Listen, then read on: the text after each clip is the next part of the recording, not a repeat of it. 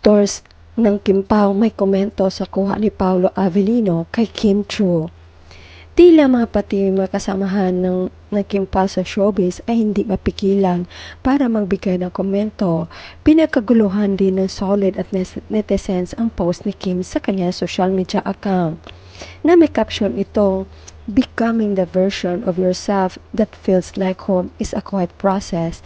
It's in the way you walk, the way you choose, the way you carry what matters and let go of what doesn't." Makita ang series of pictures na naka-attach sa nasabing post. Agad namang nagbigay ng komento si Nadine Lostre.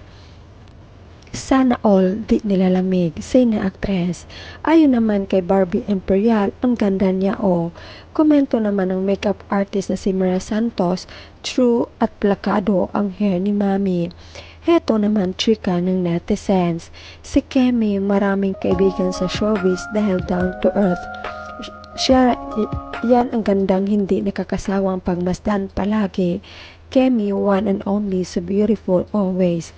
Queen Kemi is the true definition of fashionista. She is pretty, tall, sexy, petite, and flawless. She's like international model. Talo pa niya si Heart Evangelista. Real talk. Oo nga, nag-comment si Nadine, alam na res. Bakit ganyan ang mag-remark si Nadine? Parang may feeling of resentment. Baka sa movie nila, balot na balot siya at hindi napakita yung legs niya. Fashionista talaga ang Kemi. Ang ganda mo talaga, Kemi. Galing mang-anggulo yung photographer mo ah. Pitik ni Pau, fashionista, Kemi. Fashionista talaga si Kim Chu, galing magdamit niyan. Inaabangan ko talaga mga OOTD niya.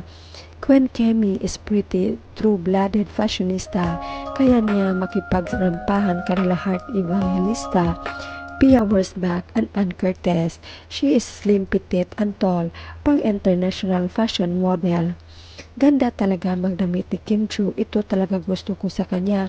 Bagay lahat ang mga sinusuot niyang damit, lalo si Kim maging bata tingnan. Kasexy naman at so cutest ng Chinita Princess ni Papi.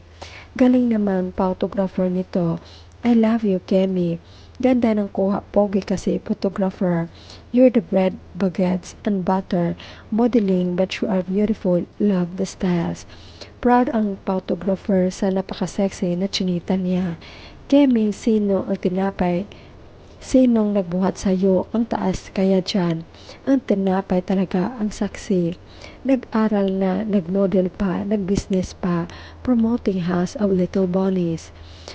I was surprised to see she was wearing a jacket in her selfie inside a car with the same outfit and hairdo.